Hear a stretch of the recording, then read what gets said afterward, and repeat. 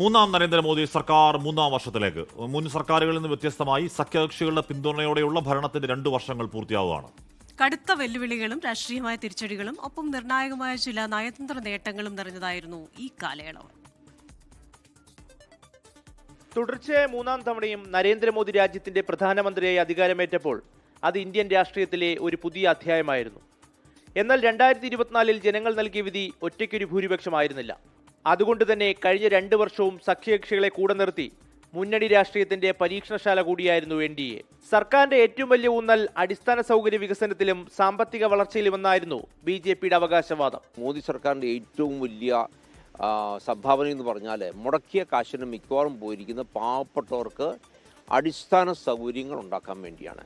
അപ്പോൾ കുറച്ച് കാര്യങ്ങൾ ഞാൻ പറയാം. ഒന്ന്, വീടുകൾ. ഏതാണ്ട് 4 കോടി വീടുകൾ പാവപ്പെട്ടവർക്കായി ഉണ്ടാക്കി കൊടുത്തു. ആഗോള സാമ്പത്തിക മാന്ദ്യത്തിനിടയിലും ഇന്ത്യൻ GDP വളർച്ചാ നിരക്ക് സ്ഥിരതയോടെ നിലനിർത്താൻ കഴിഞ്ഞത് കേന്ദ്രത്തിന്റെ നേട്ടമായി ഉയർത്തിക്കാട്ടുന്നു. അന്താരാഷ്ട്ര തലത്തിൽ നയതന്ത്ര സ്വാധീനം വർദ്ധിപ്പിക്കാനും കഴിഞ്ഞ 2 വർഷത്തിനിടെ മോദി സർക്കാരിന് കഴിഞ്ഞെന്നും അവകാശവാദം. അപ്പോൾ എൻ്റെ കാഴ്ചപ്പാട് നോക്കിയാൽ ലോക ചരിത്രത്തിൽ ഒരു പ്രധാനമന്ത്രിക്കും പ്രശ്നം ചെയ്യാൻ പറ്റാത്ത കാര്യങ്ങളാണ് ഈ 10 വർഷം കൊണ്ട് 12 വർഷം കൊണ്ട് നരേന്ദ്രമോദി സർക്കാരിന് ചെയ്യാൻ സാധിച്ചിരിക്കുന്നത്. നേട്ടങ്ങൾക്കൊപ്പം തന്നെ കടുത്ത വെല്ലുവിളികളും തിരിച്ചടികളുമാണ് മൂന്നാം മോദി സർക്കാർ നേരിട്ടത്. സഖ്യകക്ഷികളായ TDPയുടെയും JDUവിന്റെ ആവശ്യങ്ങൾക്ക് മുന്നിൽ പലപ്പോഴും വിട്ടുവീഴ്ചകൾ ചെയ്യേണ്ടി വന്നു. ശക്തമായ പ്രതിപക്ഷ നിര പാർലമെന്റിൽ സർക്കാരിനെ നിരന്തരം പ്രതിരോധത്തിലാക്കി. ഭരണഘടനാ ഭേദഗതി ബില്ലുകൾ പരാജയപ്പെട്ടതും ചില ബില്ലുകൾ മാറ്റിവെക്കേണ്ടി വന്നതും സർക്കാരിന്റെ അമിത ആത്മവിശ്വാസത്തിനേറ്റ തിരിച്ചടിയാണ്. ഇത്രത്തോളം ദുരിതം വിതച്ച ഒരു സർക്കാർ ഇന്ത്യയുടെ ചരിത്രത്തിലുണ്ടാവില്ല. സമ്പദ്ഘടന, നമ്മുടെ രാഷ്ട്രീയ ഘടന, നമ്മുടെ ഫോറിൻ പോളിസി, എല്ലാ രംഗങ്ങളും വലിയ തകർച്ചയാണ് നേരിട്ടുകൊണ്ടിരിക്കുന്നത്.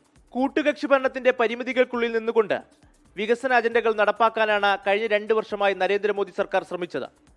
വരാനിരിക്കുന്ന 3 വർഷങ്ങളിൽ ഈ സഖ്യത്തെ എങ്ങനെ മുന്നോട്ട് കൊണ്ടുപോകുമെന്നതിനെ ആശ്രയിച്ചിരിക്കും മൂന്നാം മോദി സർക്കാരിന്റെ യഥാർത്ഥ വിജയം. അതേസമയം ഏറ്റവും കൂടുതൽ കാലം തുടർച്ചയായി പ്രധാനമന്ത്രി പദവിയിലിരിക്കുന്ന വ്യക്തിയെന്ന റെക്കോർഡും നരേന്ദ്രമോദി നാളെ കൈവരിക്കും. ജവഹർലാൽ നെഹ്റുവിന്റെ റെക്കോർഡ് മറികടന്നാണ് മോദി അപൂർവ നേട്ടത്തിലേക്ക് എത്തുന്നത്.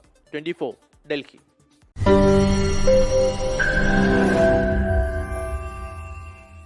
ലോകത്തെവിടെയായാലും ഏത് സമയത്തും 24 വാർത്തകളും ഓഗ്മെന്റഡ് റിയാലിറ്റി പാക്കേജുകളും എക്സ്പ്ലെയിനറുകളും വിശദമായി കാണാൻ ഞങ്ങളുടെ YouTube ചാനൽ നിങ്ങൾക്ക് സബ്സ്ക്രൈബ് ചെയ്യാം.